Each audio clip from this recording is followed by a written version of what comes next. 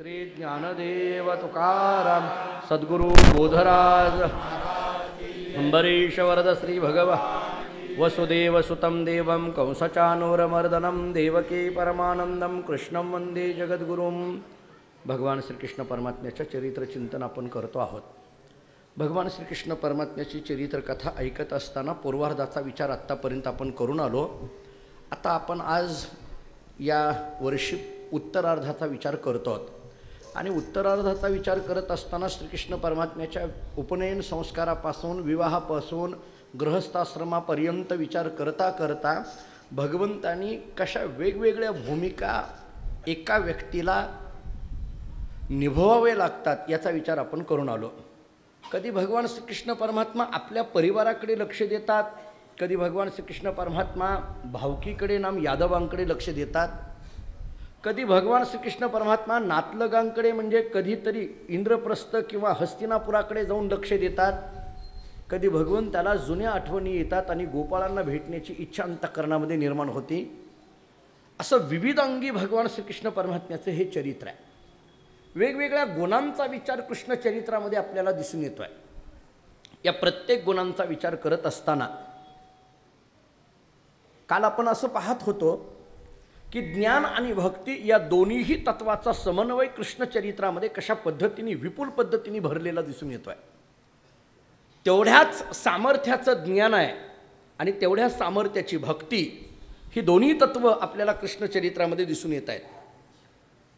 भगवान श्रीकृष्ण परमात्म्याचे हे चिंतन करत असताना राधा भगवंताला येते, भेटते।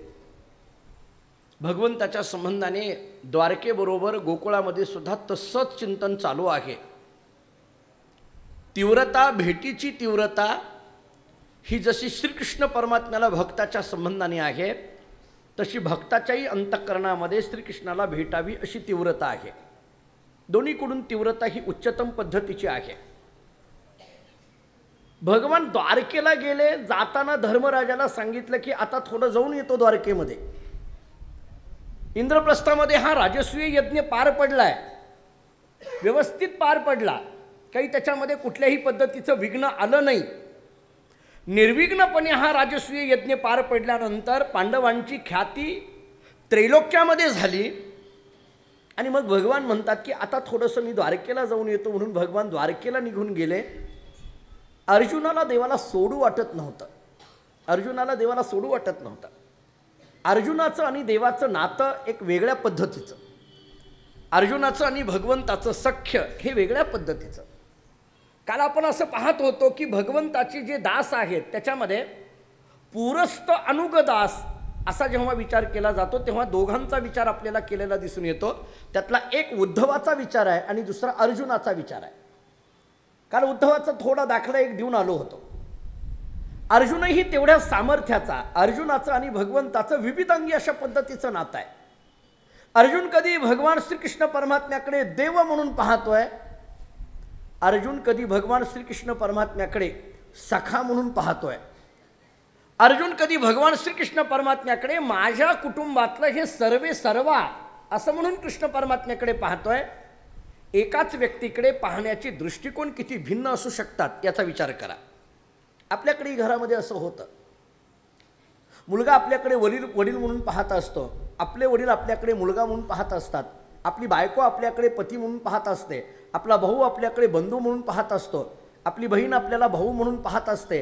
एकच व्यक्ती असते आणि विविध अशा पद्धतीची नाती त्या व्यक्तीला सांभाळावी लागतात। मग आपण बोलताना असं म्हणतो भावाचं नातं आहे, बहिणीचं नातं आहे, मला हे सगळं करावं लागतं। एका भगवंताला अर्जुनाच्या संबंधाने मात्र विविध भूमिका बजवाव्या लागतात। कधी काय कधी काय कधी काय कित्येक भूमिका भगवंताला घ्याव्या लागतात अर्जुनाच्या संबंधाने। दोघांचं सख्य तेवढं। अर्जुनाने विचार केला की एकदा आपणही देवाला भेटायला गेलं पाहिजे। एक एक एक एक एक एक येऊन जातात, आपणही गेलं पाहिजे। आणि म्हणून अर्जुनही भगवंताला भेटण्याकरिता म्हणून द्वारकेमध्ये येतो असं वर्णन केलं जातं। द्वारकेमध्ये येतो, सिंहासनावर बसलेले भगवान श्रीकृष्ण परमात्मा, आणि अर्जुन जेव्हा भगवंताला भेटण्याकरिता येतो भगवान अर्जुनाकडे पाहतात, अर्जुन भगवंताकडे पाहतो, दोघांनी एकमेकाला कडकडून मिठी मारली। या दोघांचं नातं काय, ज्ञानेश्वर महाराजांनी ज्ञानेश्वरीमध्ये फार गोड वर्णन केलं आहे. माझ्या अल्प अभ्यासाने मला असं वाटतं एवढं चांगलं वर्णन अर्जुनाचं अन्य कुठल्या ग्रंथामध्ये सापडणार नाही. माफी मागून बोलतो, महाभारतामध्ये सुद्धा एवढं चांगलं वर्णन अर्जुनाच्या संबंधाने दिसणार नाही. इतकं चांगलं वर्णन ज्ञानोबारांनी केलेलं दिसून येईल. ज्ञानेश्वरीतली ओवी पहा अर्जुनाच्या संबंधाने काय आहे. ज्ञानोबाराय बोलतात, अरे अर्जुना तू कोण आहेस, तू प्रेमाचा पुतळा, भक्तीचा जिव्हाळा, मैत्रियेची चितकळा धनुर्धरा. काय वर्णन आहे. त्या ओवीकडे बघा, घरी गेले तर ज्ञानेश्वरी असेल तर उघडून पहा. अर्जुन म्हणजे धनुर्धरा या शब्दाचा अर्थ अर्जुन. मला मैत्री या शब्दापर्यंत यायचं आहे. आपण काल त्याचा उपोद्घात करून थांबलो होतो. मित्रत्व सख्यत्व कसं असतं हे पाहायचं आहे. भगवान श्रीकृष्ण परमात्म्याची ही एक विशिष्ट भूमिका आपल्याला सुदाम, अर्जुन, उद्धव या सगळ्या चरित्रातून आपल्याला पाहिजे. ज्ञानोबाराय वर्णन करताना असं बोलतात, अर्जुना तू प्रेमाचा पुतळा. एवढ्यावर ज्ञानेश्वर महाराजांचं समाधान झालं नाही. भक्तीचा जिव्हाळा, एवढ्यावरही समाधान झालं नाही. मैत्रियेची चितकळा धनुर्धरा. किती टप्प्याटप्प्याने मुद्दे आहेत बघा. प्रेमाचा पुतळा. आपण अनेकदा एक ओवी ऐकत आलेलो आहे. ज्ञानेश्वरीतली पहिल्याच अध्यायातली ओवी आहे. देखा नवलतया प्रभूचे, अद्भुत प्रेम भक्ताचे, जे सारथ्य पार्थाचे करीतू असे. सगळ्यांना माहीत असलेला इतिहास आहे. भगवान श्रीकृष्ण परमात्म्याने अर्जुनाच्या रथाचं सारथ्य केलेला इतिहास सगळ्यांना माहीत आहे. हे गंमत अशी आहे, अर्जुन भक्त आहे, पण या प्रसंगामध्ये अर्जुन उंच आसनावर बसलाय आणि ज्याची भक्ती करतोय तो भगवान श्रीकृष्ण परमात्मा सारथी होऊन दोऱ्या घेऊन खाली बसलाय. याच्यातून लक्षात येतं की भगवंताचं आणि अर्जुनाचं काय प्रेम आहे. प्रेमामध्ये माणूस आपलं मोठेपण विसरून जातो. आपुले ते थोरपण विसरला नारायण. ज्याच्यावर आपलं प्रेम असतं का नाही, त्या प्रेमामध्ये आपण आपलं मोठेपण विसरून जातो. तुम्हाला गंमत सांगतो, म्हणजे तुम्ही सगळे इथं बसलेले बऱ्यापैकी ज्येष्ठ आहात, आपल्या घरातला सगळ्याचा अनुभव सांगतो. काय असतं सांगू का, घरामध्ये प्रेमाची जी नाती असतात का नाही, त्या नात्यामध्ये अशी काही नाती असतात की जी आपल्याला आपलं मोठेपण विसरायला लावतात. आपल्याला आपलं मोठेपण विसरायला लावणारं घरातलं एक सगळ्यात महत्त्वाचं नातं पुरुषाच्या दृष्टीने किंवा आजीच्या दृष्टीने विचार केला तर नातवाचं आहे की नाही बघा. नातवाचं. आणि त्याला म्हणही इतकी चांगली शिवली आहे, दुधापेक्षा वा. कारण सगळ्या साई घेणारीच बसलेत माझ्या पुढं. ज्येष्ठ आहात आपण सगळे. बघा तुम्ही किती प्रेम असतं. मुलावर प्रेम नसतं, त्याच्यापेक्षा काही पटीने त्या नातवावर प्रेम असतं. अहो तो नातू असा गमतीचा असतो, म्हणजे त्या इतक्या गंमत असती त्याची. म्हणजे ते आपल्याला जर तो म्हटला की मला आता घोड्यावर बसायचं आहे, तर हा किती जरी मोठा असला तरी घोडा होतो लगेच. म्हणजे माफी मागून बोलतो, पोरांनी गाढवच केलेलं असतंय, त्यामुळं आता कमीत कमी इथं घोडा तरी केला. घोडा होतो, लगेच घोडा होतो. काही नाही, त्याला वाटत नाही काही. किती मोठा असेल, कलेक्टर असू द्या, पण त्याचा जर नातू म्हणायला लागला की मला घोड्यावर बसायचं आहे, तर तो लगेच खाली वागतो आणि हा मग त्याच्यावर घोडा घोडा करत याच्यावर बसतो. मला सांगा, याचं मोठेपण आहे ना, हो, पण हा मोठेपण विसरून गेला. काय याचं कारण असेल? घरामध्ये काही नातीच अशी असतात की ते आपल्याला आपलं मोठेपण विसरायला लावतात. याचं कारण आहे त्या नात्यातला एक महत्त्वाचा धागा असतो आणि तो म्हणजे प्रेमाचा. नातवाबद्दल असलेलं जे प्रेमाचा धागा आहे तो आपल्याला मोठेपण विसरायला लावतो. अर्जुनाच्या, उद्धवाच्या, सुदाम्याच्या संबंधाने असलेल्या भगवान श्रीकृष्ण परमात्म्याच्या अंतःकरणातला प्रेमाचा धागा भगवान श्रीकृष्ण परमात्म्याला मी द्वारकाधीश आहे हे विसरायला कारणीभूत ठरतो. आपुले ते थोरपण विसरायला नारायण, अशी तुकाराम महाराजांची भाषा आहे. विसरायला लावतो. मोठेपणा विसरायला लावून छोटेपणा घ्यायला लावतो, सामान्यपणा आणायला लावतो. गुरुदेव दादा नेहमी सांगत असतात, लहानाचं मोठं होणं शक्य आहे, पण मोठ्याचं लहान होणं कठीण आहे. लहानाचं होणं शक्य आहे. 10 वर्षापूर्वी तुम्ही लहान होता, आता मोठे झाला, ठीक आहे. तुम्ही त्यावेळेस लहान होता, आता मोठे झाला, मान्य आहे. पण एकदा मोठेपण आलं की पुन्हा लहान होणं कठीण आहे. एकदा मोठेपण आलं की पुन्हा लहान होणं कठीण आहे. मला काय बोलायचं ऐका. पण इथं जगाचा मालक भगवान श्रीकृष्ण परमात्मा अर्जुनाच्या रथाचं सारथ्य करायला लागला. प्रेमाचा पुतळा देखा नवलतया प्रभूची. ये त्याच्यातही मी कधी कधी विनोदाने गंमत सांगत असतो. म्हणजे इथं देव खाली बसले, मान्य आहे. अर्जुन उंच आसनावर बसला, मान्य आहे. तेवढ्यावर अर्जुन गप्प बसत नाही. अर्जुन देवाला सांगतो, हे कृष्णा, सेनयोर भयोर मध्ये रथम स्थापयम इच्छुत, सर्व सैन्याच्या मध्ये रथ घेऊन चल ही आज्ञा करतो. खरं तर अर्जुनाला माहीत आहे ना आपला हा मालक आहे, मालकाला असं आज्ञेत बोलावं का? मग असा अर्जुन का बोलायला लागला? अर्जुनाला हे बोलणं शोभत नसताना सुद्धा अर्जुन का बोलायला लागला? काही नाही, याला फार डोक्याला ताण देऊ नका, तो खुर्चीवर बसला एवढंच कारण आहे, दुसरं काही नाही. उंच आसनावर बसला होता ना अर्जुन, उंच आसनावर बसला. मग त्याच्या मुखामध्ये ती भाषा आली. असो, मला सगळ्या त्या विनोदाचा भाग सोडा. अर्जुन आणि भगवान श्रीकृष्ण परमात्मा या दोघांमध्ये असलेलं प्रेमाचं नातं पहा. म्हणून ज्ञानोबराय बोलतात, तू प्रेमाचा पुतळा आहेस. एवढं ज्ञानेश्वर महाराजांना समाधान वाटलं नाही आणि म्हणून पुढचा एक शब्द दिला, भक्तीचा जिव्हाळा. हा भक्तीचा जिव्हाळा हा शब्द खूप महत्त्वाचा आहे. आपल्याकडे तुकोबारायांचा एक अभंग आहे, जाणे भक्तीचा जिव्हाळा तोची दैवाचा पुतळा. ही जिव्हाळ्याची भक्ती काही वेगळीच असते. हे जी जिव्हाळा आहे का नाही, याची भक्ती काही वेगळीच असते. जिव्हाळ्यातलं प्रेम, जिव्हाळा हा काही वेगळा दाखवला जातो, अलौकिक दाखवला जातो. आपल्याकडे पुराणामध्ये एक कथा येते, काही नाही म्हणे, भगवान श्रीकृष्ण परमात्मा द्वारकाधीश म्हणून सिंहासनावर बसून कारभार करणारे, आणि एके दिवशी भगवान, कथा सगळ्याला माहीत आहे पण जिव्हाळा शब्द आलाय म्हणून सांगून पुढं जातो, धावती सांगतो, फार वेळ घेत नाही त्या कथेमध्ये. काही नाही म्हणे, भगवान श्रीकृष्ण परमात्म्याचं डोकं दुखायला लागलं आणि मग देवाने असे डोक्याला हात लावून बसायला लागले. असं एकदा डोकं दाबायचं, एकदा असं करायचं, एकदा असं करायचं. बरं, ते काही काही आजार असे गमतीचे असतात, ते दिसत नसतात पण मान्य करावे लागतात. बघा तुम्ही, तो का आला नाही प्रवचनाला? डोकं दुखत होतं. आता आपल्याला काय ते काही कळतंय काय? अहो, सर्दी झालेली कळती तरी, पण डोकं दुखायला काय कळतंय का? का आला नाही म्हटले? पोट दुखत होतं, डोकं दुखत होतं, पोट दुखत होतं. हे काय आपल्याकडे असे आजार गमतीचे आहेत की ते दिसत नाहीत पण मान्य करावे लागतात. भगवंतांनी उगी असं डोक्याला हात लावला, इकडे एकदा इकडे एकदा. बघा तुम्ही, कधी कधी असे डोकं दुखायला लागले म्हणून हात लावून बसतात घरामध्ये, तुम्ही असं डोक्याला हात लावून बसायला लागले. भगवान, ते काय झालंय? डोकं दुखतंय. मग ते औषध उपचार. आता देवाचं डोकं दुखायला लागल्यानंतर औषधाला काही कमी आहे काय? इकडून औषध, तिकडून औषध. ते अश्विनी कुमार, धन्वंतरी त्या काळातली वैद्य सांगितले जातात, फार मोठी मोठी नावं आहेत त्यांची.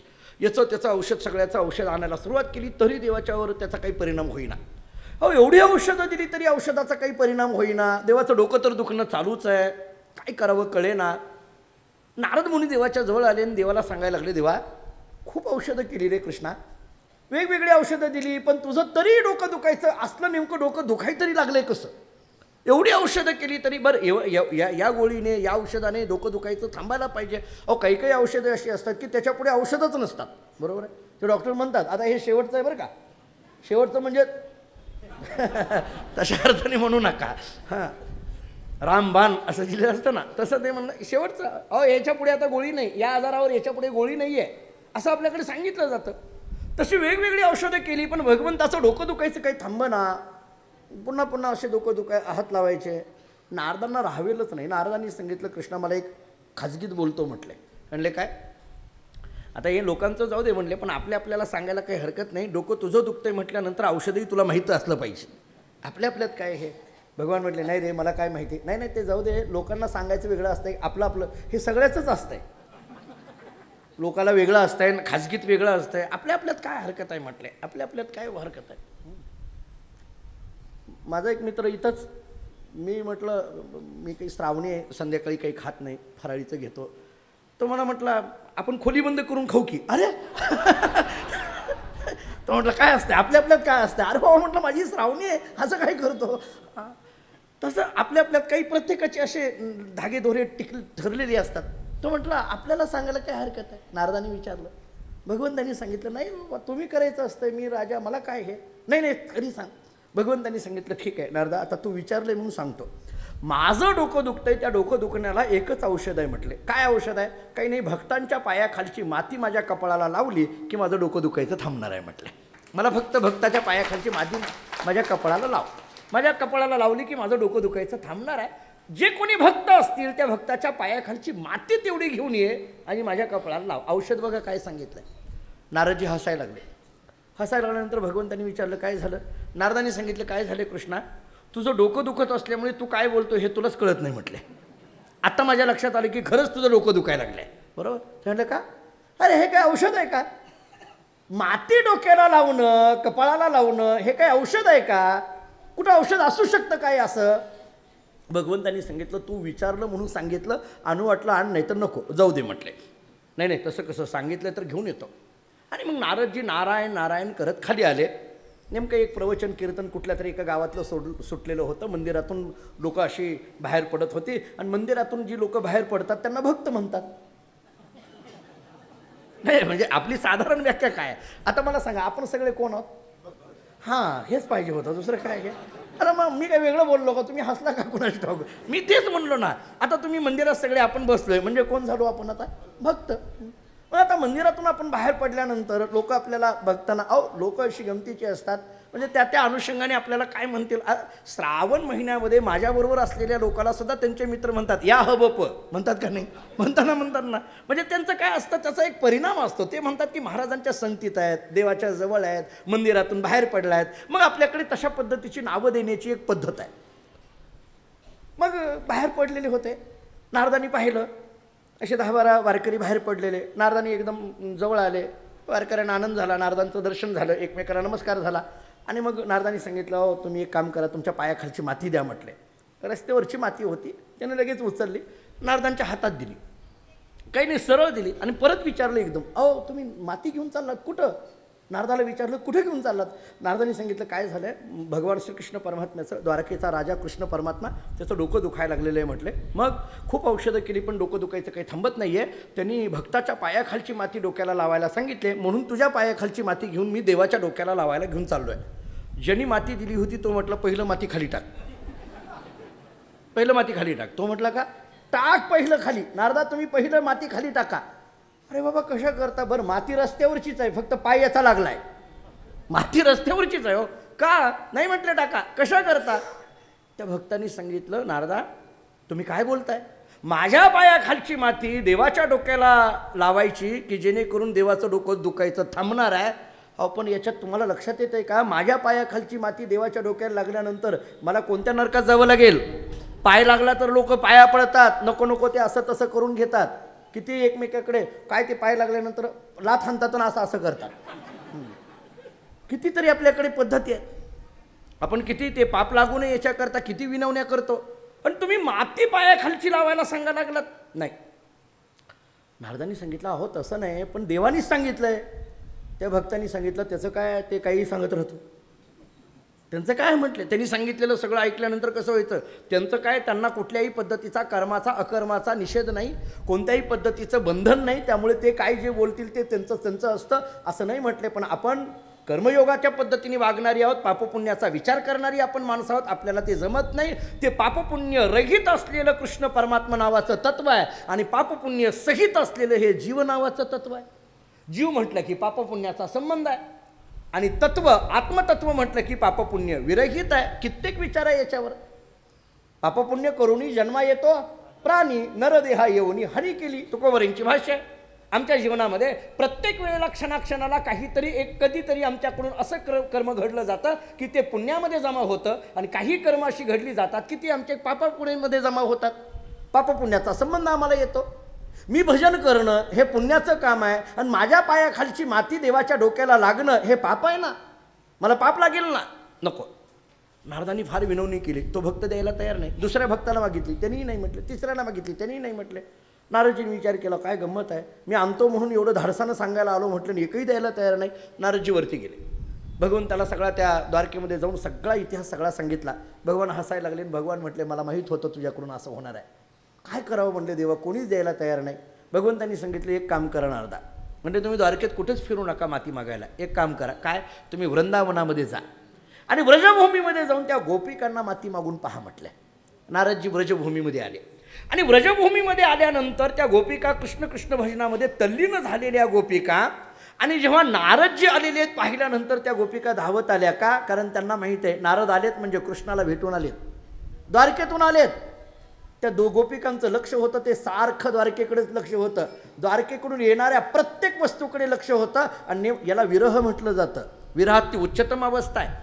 आपण मागे एकदा बोललोय विरहाच्या संबंधाने, पूर्वराग काय, मिलन काय आणि विरह काय. आणि त्या विरहामध्ये सुद्धा भविष्य विरह, वर्तमान विरह आणि भूतविरह असे 3 प्रकार आहेत. ऐका नीट. त्याच्यातला भविष्य विरह म्हणजे काय, वर्तमान विरह म्हणजे काय आणि भूतविरह म्हणजे काय. म्हणजे आपल्यापासून ही व्यक्ती बाजूला होणार आहे हे कळाल्यानंतर त्याच्याबद्दल निर्माण होणारा विरह याला भविष्य म्हटलं जातं. आपल्या डोळ्या देखत ती व्यक्ती आपल्यापासून बाजूला होणं याला वर्तमान विरह म्हटलं जातं. आणि ती व्यक्ती आपल्यापासून बाजूला गेल्यानंतर त्याच्या आठवणी राहणं याला भूतविरह असं म्हटलं जातं. भक्तिशास्त्रांनी असं चिंतन केलं आहे की भविष्यविरहापेक्षा वर्तमान विरह श्रेष्ठ आणि वर्तमान विरहापेक्षा भूतविरह श्रेष्ठ. आणि त्या भूतविरहातला वर्णन करत असताना उज्ज्वल नीलमणी नावाच्या एका ग्रंथामध्ये 10 अवस्था सांगितल्या. चिंतात्र जाग्रद्वेगो तानवम मलिनांगतः प्रलापो व्याधिरुन्मादः मोह मृत्यू दशा दशहा असा श्लोक दिलाय. म्हणजे काय, तिथं चिंता निर्माण होते, तिथं जागरण निर्माण होतं, तिथं उद्वेग निर्माण होतो, तिथं मलिनांगता निर्माण होते, तिथं प्रलाप निर्माण होतो, तिथं व्याधी निर्माण होते आणि तिथं मृत्यू सदृश्य अवस्था निर्माण होते. हे विरहाची एक भूमिका सांगितली. विरहामध्ये चिंता आहे. आपण मागे बोललो एकदा, केव्हा भेटशी केशवा, ही चिंता आहे विरहामध्ये. विरहामध्ये चिंता आहे. चिंता जिथं असेल तिथं जागरण आहे. जिथं जिथं चिंता आहे तिथं जागरण होतं. चिंता अशी गमतीची असते. चिंता माणसाला काय करते, अखंड जागं राहायला भाग पाडते. माणसाला चिंता असेल तर झोप लागत नाही. ज्याला झोप लागते त्याला चिंता नाही, आणि ज्याला चिंता असते त्याला झोप लागत नाही. बरोबर आहे. माणसाच्या घरामध्ये गेलं की कितीतरी चिंता. मंदिरात आले की चिंता असते का? म्हणून तुम्हीच बोललात, मी काही बोललो नाही. पदार्थ मी काय बोललो का? इथं चिंता आहे का? म्हणजे काय आहे? अरे तुम्ही एक होय म्हणता दुसरं नाही म्हणता, असं कसं काय? घरामध्ये मला सांगा, घरात चिंता आहे का? नाही आहे. तिथं झोप आहे का? इथं चिंता आहे का? मग इथं काय आहे? हां, मग झालं ना, दुसरं काय? अहो आता तिथं कोर्टात जायला वेळ नाही तर वकील इथं करायला द्या की आम्हाला, एवढं तरी बोलू द्या की. सरळ आहे. चिंता जिथं असेल तिथं जागरण वाढणार आहे. चिंता अत्र जागृत देगो. जिथं जागरण वाढणार आहे तिथं तानवम म्हणजे कृशता. तानवम या शब्दाचा अर्थ कृशता. म्हणजे भूतविराहामध्ये काय अवस्था झाली? चिंता 1, जागरण 2, तानवम म्हणजे कृशता, मलिनांगता म्हणजे देहाकडे दुर्लक्ष करणं. देह जावो अथवा राहो पांडुरंगी दृढ व्हावो अशी पद्धतीची भावना असते. मलिनांगता त्याच्याकडे दुर्लक्ष असतं. चांगले कपडे अंगावर असावेच असा काही भाव नसतो. पालखी सोहळ्यामध्ये चालणाऱ्या वारकऱ्याकडे बघा, किती त्याच्यावर चिखल पडलेला असतो, परंतु त्या शर्टाकडे त्यांचं लक्ष नसतं. त्याच्यावर चिखल पडला काय नाही पडला काय त्याचं काही घेणं देणं राहिलेलं नसतं. ओळखटी आपल्याला झोपायला असावी काय नसावी काय त्याचाही काही विचार राहिलेला नसतो. बरं, म्हणजे काय? मलिनांगता. प्रलापो ओरडणं चालू आहे. व्याधी कोणता तरी रोग जडला जातो. मोह मृत्यू दशादशहा मृत्यू सदृश्य अवस्था ही शेवटची अवस्था सांगितली जाते. त्याच्यामध्ये आशाविरह, निराशाविरह असे अनेक प्रकार आपल्याला केलेले दिसून येतात. ह्या सगळ्या गोकुळातल्या गोपिका, वृंदावनातल्या गोपिका, भगवान श्रीकृष्ण परमात्मा येणार याच्याकडे लक्ष राहून राहिलेल्या गोपिका, नारदजी आले आणि आलेलं पाहिल्यानंतर त्यांना आनंद झाला. सगळ्या धावत आल्या. कोणी नारदांच्या पाया पडतंय, कोणी नारदांच्या हाताला असं हात धरून पाया पडतंय, कोणी नारदांच्या विण्यालाच पाया पडतंय, कोणी एकदम आता पायाकडे नाही म्हटलं की कोणी ते डोक्यावर जे असतं त्या डोक्यालाच हात लावणार, केसाला पाया पडतंय. किती त्यांचा भाव. का असं? कारण त्यांचं सगळ्यांचं म्हणणं असं आहे की या नारदांची आणि कृष्णाची गाठ पडली म्हणजे त्याचं सर्वांग निर्मळ आहे. याची आणि कृष्णाची गाठ पडली ना मग त्याचे पाय पवित्र आहेत, त्याचे हात पवित्र आहेत, त्याच्या डोक्यावरचे केस पवित्र आहेत, त्याच्या गळ्यातला विणा पवित्र आहे, त्याच्या कंठामध्ये असलेली माळ पवित्र आहे, गळ्यात असलेली फुलांची माळ पवित्र आहे. कोणी काय, कोणी कशाला स्पर्श करतंय का? कारण नारदांची आणि कृष्णाची गाठ पडली म्हणजे या प्रत्येकाला कृष्णाचा स्पर्श लागलेला आहे आणि त्या स्पर्शाला नमस्कार व्हावा याच्याकरता गोपिकांची ही धडपड आहे. त्या स्पर्शाला नमस्कार व्हावा. मग कोणी कशा पद्धतीने नमस्कार करतोय काय? त्या गोपिकांच्या लक्षात येत नाही. अरे डोक्याला हात लावून पाया पडायचं असतं का? कुठं डोक्याला असं केसाला हात लावतीये गोपिका. पण ती गोपिका अशी म्हणते माझं डोक्याला हात लावणं हे लौकिकाच्या दृष्टीने योग्य आहे का अयोग्य आहे याच्याशी मला घेणं देणं नाही. या डोक्याला माझ्या कृष्णाचा हात लागला असेल तर त्या डोकं माझ्याकरता पवित्र आहे, ते डोकं माझ्याकरता पवित्र आहे. मला काही घेणं देणं नाही. मला माहीत नाही लौकिकाने काय कसं पाया पडावं लागतं आणि काय करावं लागतं. का? कारण या सगळ्या गोष्टीच्या पलीकडे पोहोचलेलं तत्व म्हणजे गोपिकांचं आहे. इथं लौकिकाचा भाव राहिलेला नाही आहे, व्यावहारिक स्थिती राहिलेली नाही आहे, पारमार्थिक स्थिती प्राप्त ज्याला ब्रह्ममय स्थिती झालेली असते. जाऊ द्या, पुन्हा वेदांताचा विचार येईल. तुम्ही म्हणाल आणखीन कशाला काढलं ते. पण जीवनमुक्त अवस्था प्राप्त झालेला महात्मा जेवला काय न जेवला काय, बसला काय न बसला काय, त्यामुळे त्याचं कुठलंही बंधन त्याला राहिलेलं नसतं. संत गजानन महाराजांच्या चरित्राचा दाखला घ्या तुम्ही. गजानन विजय पोथीचं वाचन करणारी, पारायण करणारी मंडळी आहात आपण. गजानन महाराजांचं चरित्र पहा, कितीतरी दिसून येईल आपल्याला. महाराजांच्या त्या चरित्रामध्ये काही क्रिया व्यवहाराच्या दृष्टीने योग्य आहेत का अयोग्य आहेत त्याचा काहीही संबंध त्या शरीराच्या ठिकाणी राहिलेला नसतो. का? कारण ते आत्मतत्व हे परमात्मतत्व प्राप्त झालेलं असतं. त्यामुळे देहाकडून घडलेली क्रिया लौकिक दृष्टीने योग्य का अयोग्य त्याचा संबंध राहिला नाही. तुकाराम महाराजांना आपण अशी सांगतो की आपण लोकांनी हुर्रे हुर्रे म्हणावं, गाढवावर बसवलं, अमुक झालं तमुक झालं, काय झालं. महाराजांना त्याच्याशी काही घेणं देणं नाही. कुणीतरी तुकाराम महाराजांनी अगदी आनंदाने सगळीकडे हसत मुखाने यावं. जिजाईनी पाहिलं, तुकाराम महाराजांनी सांगितलं, अगं जिजाई आवले म्हणायचे ते प्रेमाने, आवले आवले ये. ते म्हटले कशाला? म्हटले तू म्हणत होती ना आपल्या लग्नाची वरात निघाली नाही. निघाली बघ म्हटले. बस. ते म्हटले अहो वरातीकरता कुठं गाढव असतं का? तुकाराम महाराजांनी सहज विचारलं, मग काय असतं? म्हटले घोडा लागतो. तुकाराम महाराज म्हणतात मग त्यात काय अवघड आहे? गाढवाचे घोडे आम्ही करू दृष्टी पुढे. ही किती दृष्टीतला बदल आहे. त्यामुळे लौकिकाच्या दृष्टीने योग्य अयोग्यतेचा विचार राहिले नाही. ती गोपिका म्हणते त्या नारदांच्या विणाला हात लावावा का न लावावा, त्याच्या डोक्याला हात लावावा का न लावावा, हे लौकिकाची बंधनं तुम्ही सांभाळा. कोण? की जे देहभूमीवर आहेत, जीवभूमीवर आहेत, त्यांनी ही लौकिकाची बंधनं सांभाळा. आम्ही या सगळ्या बंधनाच्या पलीकडे गेलेलो आहे. त्यामुळे सगळेजण, सगळ्या गोपिका नारदांच्या जवळ येतात, नमस्कार करतात सगळ्या. आणि मग सगळ्या गोपिकांनी एकदम नारदांना विचारायला सुरुवात केली, काय म्हणतोय आमचा द्वारकाधीश, कसं चाललंय त्याचं राज्य. एकीने म्हणायचं कसं चाललंय राज्य, दुसरीने म्हणायचं नारदा असं कळालंय की 16,108 लग्न झाली म्हणे. दुसरीनं काढलं मध्येच, कळालं आम्हाला, चर्चा तीच की हो, दुसरी काही चर्चा नाही की. तिसरीने विचारलं, नाही मग आता असं कळालं की मध्ये मध्ये तिकडं हस्तिनापूरकडे आणि इंद्रप्रस्थाकडे वगैरे जातो म्हणे, त्याचं कसं काय चाललंय. चौथीने मध्येच म्हणायचं, बरं ते जाऊ द्या नारदा, येतो म्हणत होता आमच्याकरता, काही येण्याचं ठरलंय का.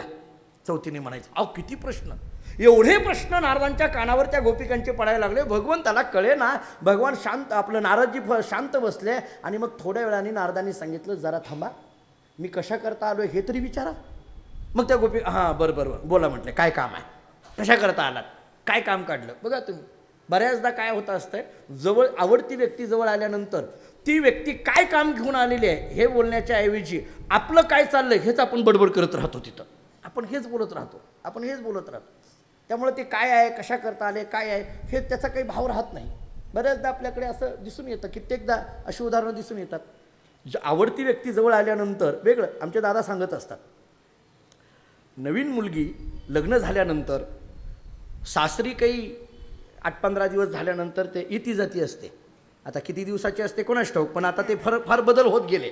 इती जाती असते आपले. मग ते इती जाती म्हणजे तिकडे 2-4 दिवस नांदून ती आलेली असते माघारी. मग जेव्हा ती माघारी येते ना, आल्याबरोबर आई वडील भाऊ काय विचारत असतात तिला, कसं चाललंय, काय म्हणते सासर तुझं, असं विचारलं. आणि मग सासर कसं आहे याच्याबद्दल ती विचारत असते. तेवढ्यामध्ये जर तिची एक मैत्रीण आली, ती मैत्रिणीने जर विचारलं, हां कसं काय तुझं सासर, ती म्हणते इथं नको चल. बरोबर आहे. मग ती जी बडबड करत राहते, बोलत राहते. मग जे काही बोलायचं आहे, महत्त्वाचं आहे ते बाजूला राहतं आणि मग बाकीच्याच गोष्टीच्या खूप चर्चा होत राहतात. नारद हा आल्यानंतर सगळ्या गोपिकांनी नारदांच्या समोर गराडा केला आणि विचारायला सुरुवात केली. अनेक प्रश्नांची सरबत्ती करायला सुरुवात केली. शेवटी नारदांनी सांगितलं, मी कशा करता आलो हे तरी विचारा. हां बरं म्हटले, कशा करता. नारदांनी सांगितलं, गोपिकांनो ऐका, भगवान श्रीकृष्ण परमात्म्याचं डोकं दुखायला लागलंय. औषध नाही आहे, एकच औषध आहे, भक्ताच्या पायाखालची माती त्याच्या कपाळाला लावावी लागणार आहे. तुमच्यापैकी जर कोणी माती दिली आणि ती माती जर मी देवाच्या कृष्णाच्या कपाळाला लावली तर त्याचं डोकं दुखायचं थांबणार आहे. कोणी देईल का. हे शब्द कानावर पडल्याबरोबर 10-5 गोपिकांनी पडदिशी लगेच पायाखाली त्या मातीमध्ये ते पाणी टाकलं, चिखलाचे गोळे केले आणि नारदाला सांगितलं, इतका वेळ काय गप्प बसला होता इथं, म्हटले हे चिखलाचे गोळे घे. ते मातीचे गोळे त्याच्या हातात दिले आणि म्हटले, ताबडतोब जा द्वारकेमध्ये, इथं थांबू नको आता, उगी आपलं संध्याकाळचं प्रवचन सकाळचं कीर्तन असलं करू नको आता, ताबडतोब जा म्हटले माघारी आणि तिथं जाऊन कृष्ण परमात्म्याच्या डोक्याला लाव आणि जेणेकरून देवाचं डोकं शांत होईल म्हटले. नारदांनी विचार केला, काय गंमत आहे, मी इतकी गावं फिरलो, एवढ्या भक्तांना मागितलं तर कुणीसुद्धा दिली नाही, मागं लागावं लागत होतं. आणि या गोपिकांनी ताबडतोब चिखलाचे गोळे करून माझ्या हातात दिल्या आणि यांच्या लक्षातही नाही की यानं काय होणार आहे. नारदांनी विचार केला, आपण आपलं काहीतरी काम करावं. आणि नारदांनी सांगितलं, गोपिकांनो तुम्हाला कळतंय काय? म्हटले काय? तुमच्या लक्षात येते का तुम्ही काय करताय? म्हटले काय झालं? ही माती, तुमच्या पायाखालची माती कृष्णाच्या डोक्याला लावल्यानंतर तुम्हाला नरकात जावं लागेल की. कोण म्हणतंय? औषध आणायला गेलंय कशा करता हे वृंदावनामध्ये? औषध आणायला. आणि तिथं काय करतायत? चालू आहे ह्यांचं हे. तुम्हाला कळतं का? काय होईल तुम्हाला माहीत आहे का? असं झाल्यानंतर तुमचं नाव काय होईल? ते असतातच भरवणारे. त्या गोपिकांना भरवायला सुरुवात केली नारदाने. त्या गोपिका होत्या महाराज. त्या गोपिकांनी सांगितलं, काय सांगतो नारदा? नरक? हे नरक आणि स्वर्ग कुठून काढलं रे? म्हटले कुठं असतं ते स्वर्ग आणि कुठं असतो ते नरक? हे कोणाला सांगायचं? ज्याच्या अंतःकरणात भेद शिल्लक राहिला त्याला सांगायचं. हे नरकाची भीती आम्हाला घालू नको म्हटले. आणि जर घालत असतील तर ऐक, आमच्या पायाखालची माती कृष्णाच्या डोक्याला लागल्यानंतर जर भगवंताचं डोकं दुखायचं थांबत असेल तर आम्ही नरकात जायला खुशाल तयार आहोत. याला जिव्हाळा म्हटलं जातं. ही जिव्हाळा आहे. हा जिव्हाळा आहे. भक्तीतला जिव्हाळा हा आहे. ज्ञानोबांनी अर्जुनाच्या, उद्धवाच्या आणि सुदाम्याच्या संबंधाने केलेलं वर्णन असं आहे, तू प्रेमाचा पुतळा. एक, भक्तीचा जिव्हाळा. दोन, एवढंच नाही, मैत्रीची चितकाळा धनुर्धरा. तुम्ही ती ओवी बघा आणि त्याच्यावर लिहिलेले शब्द किती गमतीचे आहेत बघा. मैत्रीची चितकाळा. सगळ्या नात्यामध्ये एक मित्रत्वाचं नातं एक अलौकिक अशा पद्धतीचं असतं. एका वेगळ्या उंचीवर घेऊन जाणारं हे मित्रत्वाचं नातं असतं. जिथं मन पूर्णपणे मोकळं होतं, मनामध्ये कोणत्याही पद्धतीचा किंतु शिल्लक राहत नाही, त्याला मित्रत्व असं म्हटलं जातं. जिथं मित्रत्वामध्ये कोणत्याही पद्धतीचा भेद येत नाही त्याला मित्रत्व म्हटलं जातं. गरीब श्रीमंतीचा विचार येत नाही त्याला मित्रत्व म्हटलं जातं. ज्ञान अज्ञानाचा विचार येत नाही त्याला मित्रत्व असं म्हटलं जातं. व्यवहाराच्या दृष्टीने कोणत्याही पद्धतीचा विचार येत नाही त्याला मित्रत्व असं म्हटलं जातं. मित्रत्व हे देहाच्या संबंधाने नसतं, ते मनाच्या आणि आत्मतत्वाच्या विचाराने असतं. मित्रत्व हे मनाच्या आणि आत्मतत्वाच्या विचाराने असतं. त्याला देहाची बंधनं लावायची नसतात. मित्रत्वाच्या संबंधाने विचार करत असताना आपण मागे एकदा मित्रत्वाची लक्षणं पाहून आलो आहे. मी सांगितलेत याच वर्षी, पुन्हा सांगत बसत नाही सगळी मित्राची लक्षणं. त्यामुळे ह्या मित्रत्वाचा एक आलेख ज्ञानोबांनी अर्जुनाच्या संबंधाने केलेलं मित्रत्वाचं वर्णन, भागवतांनी सुदाम्याच्या संबंधाने केलेलं मित्रत्वाचं वर्णन एका उंचीपर्यंत घेऊन जाणारं. भगवान श्रीकृष्ण परमात्माने अर्जुनाचा विचार सांगत असताना मैत्रीची चितकळा असं सांगितलंय. आपल्याकडे त्या अर्जुनाचे चरित्र सांगताना एके ठिकाणी फार गोड उल्लेख केला जातो. काही नाही म्हणे, त्या दोघांमध्ये इतकं नातं, इतकं गोड नातं होतं की अर्जुनाने काही मागावं आणि भगवंतांनी सगळं देऊन टाकावं. काही मागितलं की भगवान नाही म्हणायचे नाही, काही मागितलं की नाही म्हणायचे नाही. ते कुणीतरी अर्जुनाला असं सांगितलं, देवाने सगळं दिलं पण एक मात्र वस्तू देव कोणालाच देत नाही, आणि ते म्हणजे स्वतःचं नाव. आणि ते नाव कोणतं? विश्वंभर. हे नाव मात्र देत नाही. विश्वंभर नाव हे मात्र देव कोणाला देत नाही. का देत नाही? कारण विश्वंभर या शब्दाचा अर्थ काय? विश्वाचं भरण पोषण करणारा, त्याला म्हटलं जातं विश्वंभर. विश्वाचं भरण पोषण करणारा त्याला विश्वंभर म्हटलं जातं. ते कोणाला देत नाही. आणि अर्जुनाला कोणीतरी सांगितलं की हे नाव तुम्ही मागून घ्या म्हटले देवाकडनं, हे घ्या. एवढं देत नाही कुणाला. अर्जुनही असा एकदम गाफील झाला. अर्जुन आणि देव एकदा असे रस्त्याने फिरत असताना अर्जुनाने देवाला सांगितलं, कृष्णा मला असं वाटतं की मला एक वस्तू पाहिजे. म्हणलं बोल, काही बोल, मी तुझ्याकरता कधीच नाही म्हटलो नाही. कारण मी अशा गोष्टी काही आहेत की ज्या मी आत्तापर्यंत कोणाला, तुला काय सांगू, वसुदेव देवकीला सांगितलेल्या नाहीत त्या गोष्टी मी तुला सांगितलेल्या आहेत. म्हटले बोल काय पाहिजे? काही नाही म्हटले, मला एकच पाहिजे. म्हटले काय? तुझं विश्वंभर हे जे नाव आहे ना ते नाव मला पाहिजे. भगवान म्हटले कशा करता? नाही मला पाहिजे. भगवान म्हटले माझ्या नावावर तुझी कामं होतात म्हटल्यानंतर बस झालं की. हा मला सांगा, मोठ्याच्या नावावर जर आपली कामं होत असतील तर नावं काय घेण्यात अर्थ आहे? आपलं काम होत आहे ना, संपला ना विषय. अर्जुन म्हटला नाही मला ते नाव पाहिजे. फारच आग्रह केला. शेवटी भगवंतांनी सांगितलं, अरे अर्जुना, ते विश्वाचं भरण पोषण करणारा तो विश्वंभर, लक्ष ठेवावं लागतं. बरं ते कोणावर? अख्ख्या विश्वावर. तुझं मंदिरात लक्ष राहीना आणि तू कसं काय हे तुला जमणार? सगळ्या विश्वाचं लक्ष ठेवावं लागतं. कोण काय करतं, काय काय चाललंय हे सगळं पाहावं लागतं. कोण प्रवचनात बसलेलं आहे, कोण उठून माझं नाही, आपला काही संबंध नाही. तुम्ही कितीही उठा, कितीही बसा, आपल्याला काही नाही. भगवान म्हणतो मला बघावं लागतं ते कोण प्रवचनात बसलंय, कोण प्रवचनात उठून गेलंय, कोण मंदिरात आलंय, कोण मंदिरात आलेलं नाही, कोण 7:30 वाजण्याची वाट बघतंय. हे बघावं लागतं हे. बरं तेवढंच नाही, ते घड्याळाचा काटा अगोदरच कोणी फिरवलाय का? अहो करतात होय, असंही करतात काही काही काही. ते सगळं पाहावं लागतं म्हटले. असं नसतं. भगवान म्हटले त्याला विश्वंभर म्हणतात. कशाला तू ह्या भानगडीत पडायला लागला? अर्जुनाने सांगितले, हे बघ देवा, आता तुम्हाला सांगतो, मला माहीत आहे म्हटले, तू काय लागलास मला भरण पोषण आणि हेन तेन सांगायला. 24 तास तर माझ्याच बरोबर असतो आणि काय लक्ष असतं रे तुझं? हे काय झालं अतिपरिचयात? आवडणे काय माझ्याबरोबरच असतो आणि काय लक्ष, आणि मला ते जमतंय. भगवान म्हटले नाही नाही नाही जमतंय. बरं ठीक आहे. भगवंतांनी काय केलं, हातामध्ये पाणी घेतलं आणि सांगितलं, आजपासून माझं हे विश्वंभर नाव मी तुला देऊन टाकलं. माझ्यावर विश्वाची जबाबदारी नाही, अर्जुना सगळी जबाबदारी तुझ्यावर. म्हटलं काही हरकत नाही. आता अर्जुन कोण झाला? विश्वंभर. आणि भगवान आपले सामान्य झाले, कृष्ण म्हणून काही नाही. दोघं रस्त्याने फिरत होते. फिरता फिरता सायंकाळ झाली. एका आश्रमाच्या जवळ आले. आश्रमाच्या जवळ आल्यानंतर म्हटले प्रवचन काहीतरी चालू आहे, पाठ काहीतरी चालू आहेत, जाऊन बसूया म्हणून प्रवचनाला जाऊन बसले. ते एक ऋषी महाराज होते, ते असं सांगत होते. सायंकाळची वेळ होती, दिवे लावलेले, तेव्हा काही लाईट नाही काही नाही, असे ते तेलाचे दिवे होते. ते तेलाचे दिवे लावून त्या प्रकाशामध्ये त्यांचा अभ्यास चाललेला होता. अर्जुन आणि कृष्ण, म्हणजे अर्जुन म्हणजे कोण आता? विश्वंभर.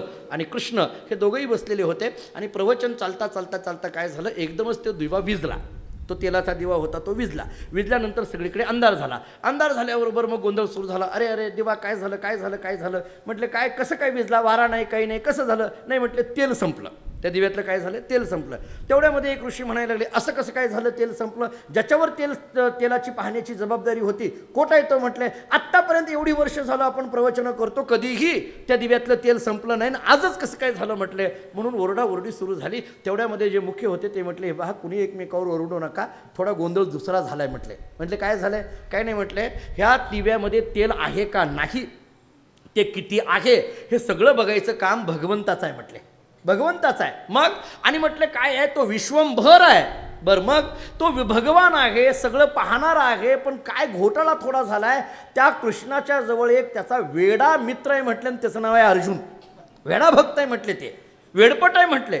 म्हटले मग काय झालं? त्या अर्जुनाने देवाकडून विश्वंभर हे नाव मागून घेतलंय, नाही म्हणत असताना मागून घेतलंय. त्यामुळे भगवंतांनी त्याला अर्जुनाला ते विश्वंभर नाव देऊन टाकल्यामुळे आता कृष्णावर ती जबाबदारी नाही, ती अर्जुनावर. पण त्या अर्जुनाला एवढी अक्कल नसून आहे का इथलं तेल संपलंय कळायचं बघायचं कळत नाही आहे का? कुठं उलटलंय कुणाच ठाऊक, असे शब्द वापरले बरं का तुम्ही, माझ्या मनाचं वापरू ना. कुठं गेलाय कुणाच ठाऊक. असं सुरू झाल्यानंतर अर्जुनाने सांगितलं, देवा चला पूर्व दरवाज्यातनं भागारी जाऊ. म्हटले चला भागारी चला. भगवान म्हटले आत्ता कुठं प्रवचन रंगात आलंय, बस बस. नाही नाही नाही चला, नाही नाही नाही बस. तो म्हटला चला म्हणतो ना. बाहेर घेतलं. भगवंतांनी विचारलं काय झालं? अर्जुनाने कृष्णाला साष्टांग दंडवत घातला आणि सांगितलं, हे विश्वंभर तुमच्या तुम्ही बघा, माझ्या घरचं तेल कळे ना, कुठं दुसऱ्याच्या आश्रमातला दिव्यातलं तेल पाहायला जाऊ? म्हटले अजिबात हे जमणार नाही. भगवंताची वृत्ती मला सांगायची आहे. आपुले ते थोरपण विसरला नारायण. आपल्याजवळचं सगळं देण्याची वृत्ती भगवंताची. भगवंताची ही वृत्ती एका द्वारकेपुरती मर्यादित नाही, एका मथुरेपुरती मर्यादित नाही, एका हस्तिनापूर इंद्रप्रस्थापुरती मर्यादित नाही. ही वृत्ती विश्वभर अशा पद्धतीच्या या वृत्तीचा संचार आहे. कोणाच्याही कानावर पडावं, कृष्णाच्या जवळ गेलं की कृष्ण नाही म्हणत नाही, देतोय. कृष्णाच्या जवळ गेलं की देतोय. ही वृत्ती दानवृत्ती आहे. काही नाही म्हणत नाही कृष्ण. आणि ही वृत्ती, ही प्रशंसा, ही स्तुती कानावर पडता पडता पडता सुदामाच्या कानावर, म्हणजे सुदामाच्या गावीसुद्धा ही चर्चा सुरू झाली. सुदामाची पत्नी पद्मावती, तिच्या कानावर ही बातमी आली. तिनं दोन्ही गोष्टीने तिला कानावर पडले. एक, माझ्या पतीचा मित्र हा द्वारकेचा राजा कृष्ण आहे, ही तिला बातमी माहिती आहे. आणि द्वारकेचा राजा असलेला श्रीकृष्ण कोणाला रिकाम्या हाताने पाठवत नाही, ही बातमी तिच्या कानावर आहे. ते म्हणते कृष्ण कोणाला नाही म्हणत नाही, जो कोणी येईल त्याला देतोय. वृत्ती दानाची आहे, दातृत्वाची वृत्ती आहे. आणि मग सुदामाची पत्नी विचार करते, इथं बघा गंमत कशी आहे. सुदामाची पत्नी विचार करते, आपल्या पतीला सांगते सुदामाला, का हो तुम्ही कित्येकदा मला सांगितलं की सांदीपानी ऋषींच्या आश्रमामध्ये शिकताना तुमच्याबरोबर कोण होते? कृष्ण, बलराम, रामकृष्ण होते. हो. तुम्ही त्यांच्या मैत्रीचे वेगवेगळी उदाहरणं देता. हो आहेतच. आता ते द्वारकेचे राजे झालेले आहेत. सुदामाने सांगितलं हो मला माहीत आहे. अहो मग आपली ही दारिद्र्यता, मग ही दारिद्र्यता मिटण्याकरिता तुम्ही जर त्यांच्याकडे गेलात, काही मागितलं तर ते नक्की देतील. तुम्ही नाही मागितलं तरी देतील असं मला वाटतंय. मागा अथवा न मागा, पण तिथं जाऊन तरी यायला हरकत नाही. सुदामाने सांगितलं काहीतरी घेण्याकरिता जायचं, कृष्णाकडे घेण्याकरता जायचं. दारिद्र्यता, सुदामाकडे दारिद्र्यता. सुदामाची आलेली दारिद्र्यता याचं वर्णन वेगळं केलं, प्रारब्धाची चिंतनं वेगळी लावली त्याला. एक कथा आलेली सांगून जातो सुदामाच्या चरित्रात. ही जी दारिद्र्यता आली त्याच्याबद्दल बोलताना असं कथा एक प्रसिद्ध सांगितली जाते. सांदीपानी ऋषींच्या आश्रमामध्ये राहत असताना सायंकाळच्या वेळेला लाकडं आणण्याकरिता म्हणून हे दोघं जंगलामध्ये गेले. आणि जंगलामध्ये गेल्यानंतर काय झालं म्हणे, एकदम रात्र होती आणि रिमझिम पाऊस पडायला लागला, ढगांचा आवाज यायला लागला. दोघं हातामध्ये हात घालून निघालेले हे दोघं, कृष्ण आणि सुदामा, आणि एकदम दोघांचा हात एकमेकापासून सुटला. घाबरायला लागले आणि धावायला लागले. आणि धावण्या पळण्याच्या नादामध्ये एकीकडे कृष्ण परमात्मा गेले आणि एकीकडे सुदामा गेले. विरुद्ध दिशेला दोघं गेले. आणि मग कुठंतरी कशाला तरी आडोशाला राहावं म्हणून कुठल्या तरी एका झाडाला आडोशाला राहून कृष्णही एका आडोशाला धरून थांबले, सुदामाही एका आडोशाला धरून थांबले. आणि मग तो पाऊस तर धो धो धो अशा पद्धतीचा चालूच आहे.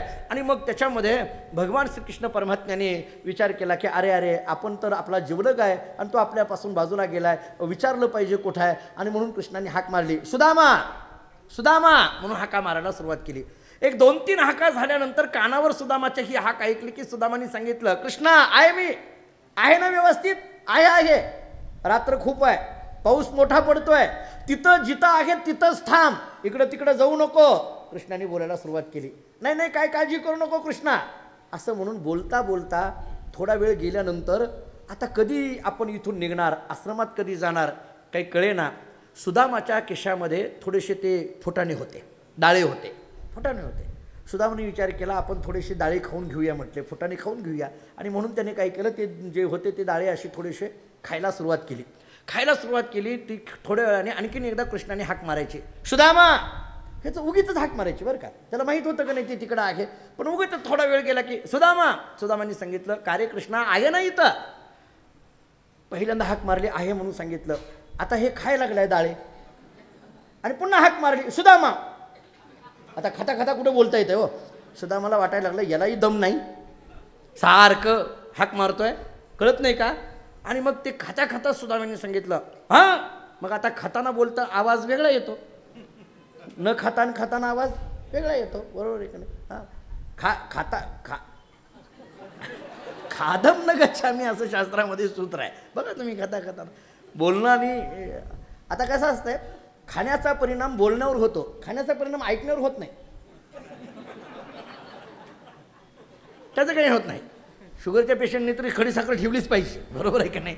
चालू याच्यामध्ये त्यांना चालू शकतं हे, पण बोलणाऱ्याला जमत नाही ते. आणि एकदम त्याचा आवाज, तोंडातून शब्द वेगळे यायला लागले, म्हणजे थोडी आवाजामध्ये बदल पडला. भगवंतांनी पुन्हा विचारलं, का रे सुदामा, तू व्यवस्थित आहेस ना. आहे रे बाबा कृष्णा, आहे, व्यवस्थित आहे, एका झाडाखाली आहे मी, काळजी करू नको. नाही, पण सुदामा तुझ्या आवाजाला काय झाले. सुदामाला वाटायला लागलं हे न ओळखलं का काय. सुदामाने सांगितलं, काही नाही, काही झालं नाही. नाही, मला तर काहीतरी झाल्यासारखं वाटायला लागलंय. अरे बाबा, काही झालं नाही. भगवंतांनी विचारलं, का रे सुदामा, काय खातोय का तू. भगवंतांनी विचारलं, काय खातोय का. सुदामाने विचार केला, होय म्हटलं तर दी म्हणेल. सुदामाने विचार केला, होय म्हटलं तर द्यावं लागेल याला, आहे तेवढेशे, आणि याला दिल्यानंतर आपण काय खायचं म्हटले. बरं, हा कायमच आहे, पाठशाळेत असताना बी एकाच ताटात बसतो, आहे तेवढं खाऊन टाकतो म्हटले. सुदामाने सांगितलं, नाही, काही नाही. अरे नाही, काहीतरी मला खातोय असं वाटतंय. अरे नाही बाबा कृष्णा, कसं कुठून काय खाणार, अशा जंगलामध्ये अडकलेलो आहे, तू आणि मी दोघं मिळूनच आलोय. भगवंतांनी सांगितलं, सुदामा खोटं बोलू नको. बरं मित्रात चालतं होय सगळं, खोटं बोलू नको. सुदामाने सांगितलं, नाही रे कृष्णा, खोटं बोलत नाही, खरंच काही नाही. सुदामाने भगवंताला सोडून ते डाळे खाल्ले म्हणून सुदामाला दारिद्र्यता भोगावी लागली, असं एक भागवतामध्ये वचन आले, एक वचन आले. मी काय म्हणतो, त्याची प्रारब्धाची नियम, कर्माचे नियम परत स्वतंत्र बघूया, त्याचे काय असेल ते पुढं आणखीन आपल्याला 2-3 दिवस विचार करायचाच आहे, ते स्वतंत्र पाहूया त्याचे काय आहेत. पण एक विचार आजच्या दिवशी एक विचार फक्त सांगून देतोय की भगवंताला, याच्यातून एक आहारशास्त्राचा नियम आपल्या डोळ्यासमोर येतो. भगवंताला सोडून काय आहे ते त्याचंच आहे, मग त्याला देऊन त्याच्याकडून आहे ते त्याला देणं या शब्दाचा अर्थ काय सांगितला जातो. मला सांगा, नदीला पाणी अर्पण करणं म्हणजे काय असतंय? नदीतलंच घ्यायचं असतंय, नदीलाच द्यायचं असतंय, दुसरं काय प्रकार आहे? मग त्याचंच आहे त्याला होय म्हणायला दे म्हणायला काहीच अडचण येत नाही. त्याच्यापासून स्वतःला वेगळं समजणं, त्याच्यापासून काहीतरी लपवून ठेवणं, त्याला काहीतरी खोटं बोलणं, हे सगळ्या गोष्टी प्रारब्धामध्ये जोडल्या जातात. सुदामाला दारिद्र्यता येण्याला हे एक कारण आहे असं भागवताने आपल्याला दिलेलं दिसून येतं. भगवान श्रीकृष्ण परमात्मा सुदामाला जेव्हा ही पद्मावती म्हणते की तुमचा मित्र द्वारकेचा राजा आहे, तुम्ही त्याच्याकडे गेलं पाहिजे, काहीतरी त्याच्याकडे जाऊन मागितलं पाहिजे. हो, तुम्ही एवढा मोठा माझा मित्र आहे हे म्हणण्याने आपलं दारिद्र्य तर जाणार आहे का? काहीतरी त्याने दिलं पाहिजे, आणि तो देईल, रिकाम्या हाताने पाठवणार नाही. सुदामाच्या कानावर पुन्हा पुन्हा पुन्हा पुन्हा ही पद्मावती घालते आहे. सुदामा विचार करायला लागला, आपली बायको म्हणते तिकडं कृष्णाकडे जा आणि काहीतरी मागा. सुदामा विचार करतोय, मागायचं का न मागायचं हे बघूया, त्यानं द्यायचं का न द्यायचं हेही बघूया, पण तिथं गेल्यानंतर कृष्णाचं दर्शन होईल हे काही कमी आहे का? ही अंतःकरणातली एक सुप्त इच्छा. तिथं गेल्यानंतर कृष्णाचं दर्शन होईल हे काही कमी आहे का? आणि सुदामाचं मन तयार झालं की आपण जावं. त्यांनी देऊ अथवा न देऊ तो विषयच नाही, पण त्यानिमित्ताने आपल्याला कृष्णाचं दर्शन होईल ही एक आपल्याकडे चांगली जमेची गोष्ट आहे. कृष्ण दर्शन, कृष्ण स्पर्शन या गोष्टी आपण मागे बोलून आलो आहे सगळ्या, आणि म्हणून सुदामा ठरवतात जायचं. पण सुदामा म्हणतो, बायकोला म्हणतात, अगं तू जा म्हणतेस, पण तुला माहिती आहे का शास्त्र काय सांगताय? शास्त्राचा नियम असा आहे, लहान लेकराला पाहायला गेलं तर जाताना रिकाम्या हाताने जायचं नाही, बरोबर आहे की नाही? लहान लेकराला जाताना बघायला जाताना काय करतो आपण? नाही काही जमलं तर बिस्किटचा असतं का नाही? बघा, बाया फार गमतीच्या असतात, ते लगेच आठवणी करून देतात, तुम्ही चाललाय का नाही, जात जात बिस्किटचा पुडा तरी घेऊन जा. का? अहो, कधीच त्याला बघायला गेलेलं नाही, आता पहिल्यांदा बघताय म्हटल्यानंतर काहीतरी लहान लेकराला जाताना बघायला जाताना काहीतरी घेऊन गेलं जातं, म्हणजे त्याला काही दिलं जातं. आपल्याकडे 3 गोष्टी सांगितल्या जातात. राजाकडे जाताना रिकाम्या हाताने जाऊ नका, सद्गुरूंचं दर्शन घेताना रिकाम्या हाताने घेऊ नका, आणि लहान लेकराला पाहायला जाताना रिकाम्या हाताने जाऊ नका. असे आपल्या संस्कृतीचे नियम आहेत, नियम सांगितले जातात. आपल्याकडे राजाकडे जायचं आहे, आपण काय आपल्याजवळ काय आहे ते तिथं समर्पण केलं पाहिजे. तो आपल्याला खुश होऊन काय देईल ती गोष्ट निराळी. आपल्या गुरूंचं दर्शन घ्यायचं आहे, आपण काय असेल ते आपलं समर्पण तिथं केलं पाहिजे. लहान लेकराला पाहायला जायचं आहे, आपल्याजवळ काय आहे जे ते काही असेल ते असेल दिलं पाहिजे. सुदामा म्हणतोय काहीतरी घेऊन गेलं पाहिजे. घेऊन जाणं आणि त्यानं देणं या 2 क्रिया आहेत. ऐका, आपल्याकडे देवाचं दातृत्व सांगताना असं सांगितलं जातं, घेसी तेव्हा देसी. भगवान देतात, पण घेसी तेव्हा देसी, ऐसा अससी तू उदार आहे पुढं ते. पण अगोदर घेतो, त्याच्याकरता अगोदर काहीतरी दिलं पाहिजे आणि मग त्याच्याकडून देणं. ही एक चैन आहे.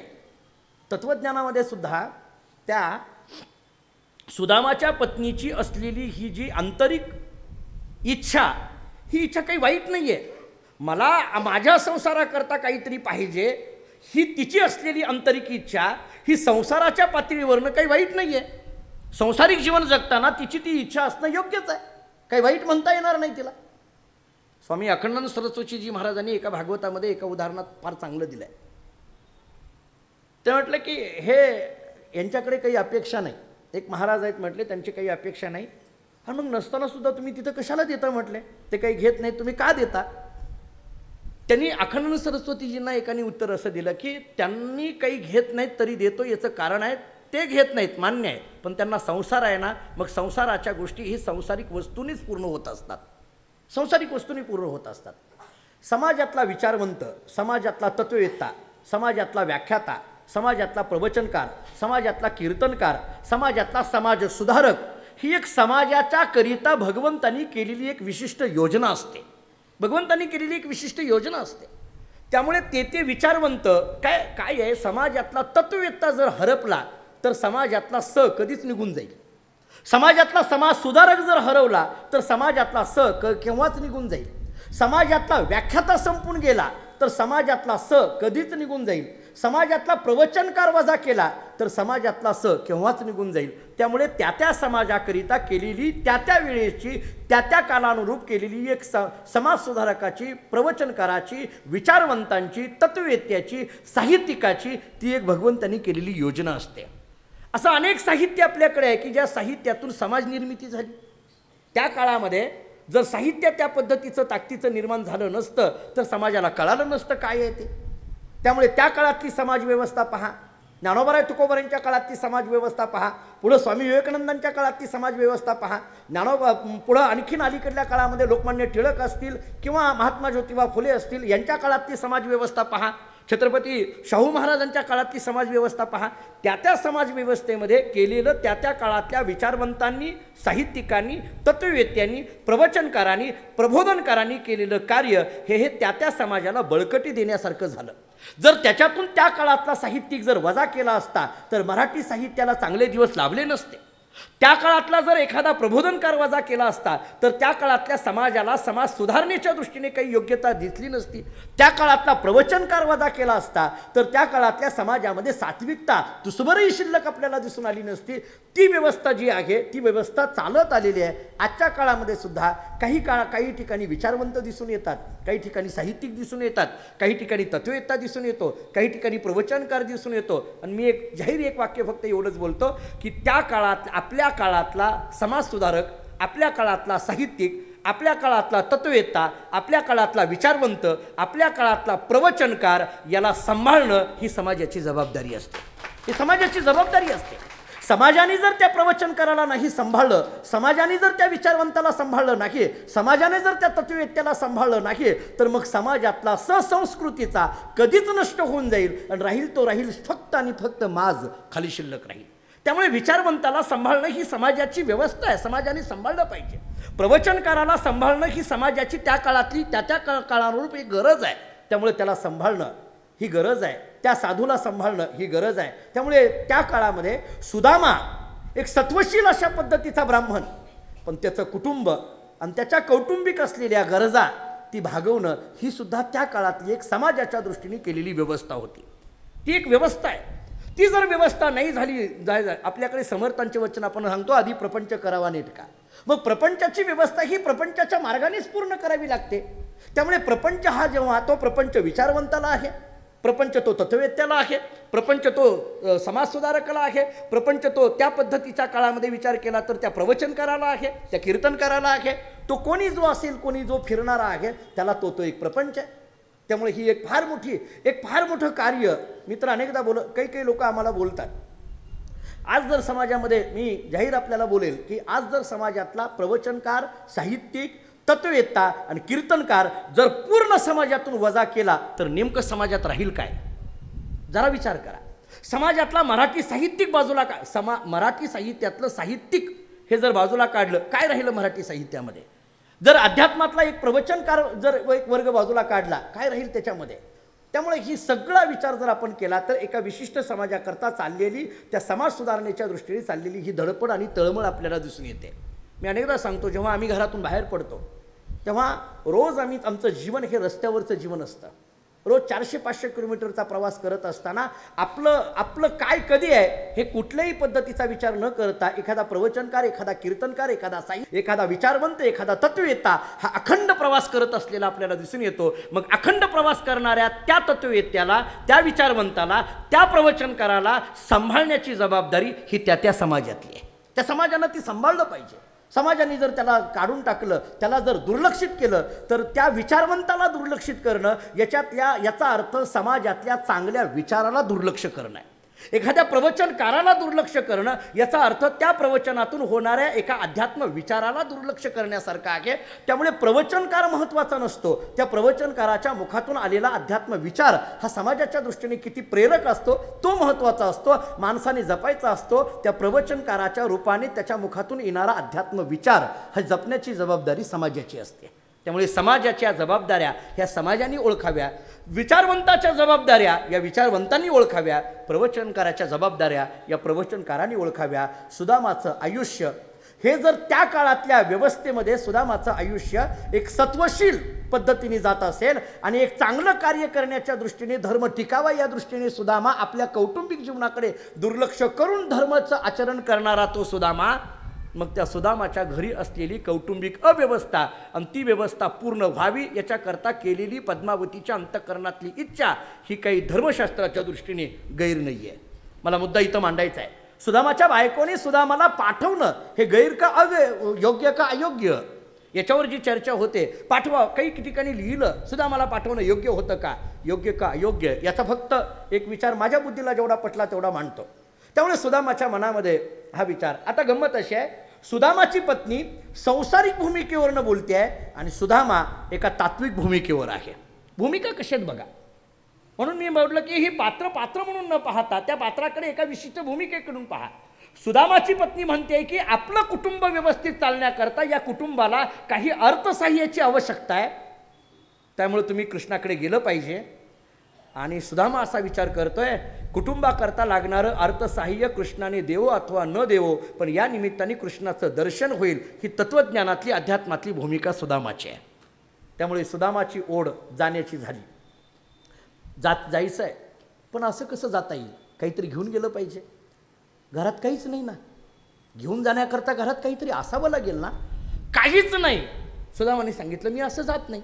सुदामाच्या बायकोने सांगितलं काही हरकत नाही, तुम्हाला घेऊन जायचं ना काहीतरी. आणि मग सुदामाची बायको 4 घरं फिरली आणि काहीतरी मागून घेतलं म्हणे आणि 4 मुठ पोहे, 4 ठिकाणचे 4 मुठ पोहे, वेगवेगळ्या रंगाचे ते पोहे घेतले, ते काही असणारे चुरमुरे घेतले आणि एका फटक्या कपड्यामध्ये ते सगळे बांधले. सुदामाला ती असणारी जी काही असणारे गठुडं होतं छोटंसं, ते सुदामाच्या हातामध्ये दिलं आणि सांगितलं हे पहा, आता तुम्ही म्हणू नका एवढंच का, म्हणू नका आपलं एवढंच का असं म्हणू नका. ज्याचा जसा जसा संसार आहे तेवढं ते किती आहे याला महत्त्व नाही, हे मी दिलंय हे महत्त्व आहे. आणि जर तुम्हाला तसं वाटत असेल तर लक्षात ठेवा, हा मुठभर दिलेले असतील तर आपला संसार एवढाच आहे, आपला संसार एवढाच आहे. आणि ते तुमच्या कृष्णाला कळेल, चांगलं कळेल. तुम्ही असं म्हणू नका की तो द्वारकेचा राजा आहे, त्याला तेवढं देण्याकरता जर आपल्याकडं असलं असतं तर आपण त्याला मागायला गेलोच नसतो. आपल्याकडे एवढंच आहे, आपला संसार एवढाच आहे, त्यामुळे एवढंच घेऊन जा. ते मुठभर पोहे होते, ते चिरगुटामध्ये बांधले आणि सुदामाने जायचं ठरवलं. बायकोनी सांगितलं ठीक आहे जायला काही हरकत नाही, पण मला असं वाटतं रात्रीचा प्रवास करू नये. सुदामाने सांगितलं रात्रीचा प्रवास करू नये. आणि असं वेळ झाल्यानंतर, वेळ झाली आता 7:30 वाजल्या, आता नको म्हटले, उद्या सकाळी उठलं की जा.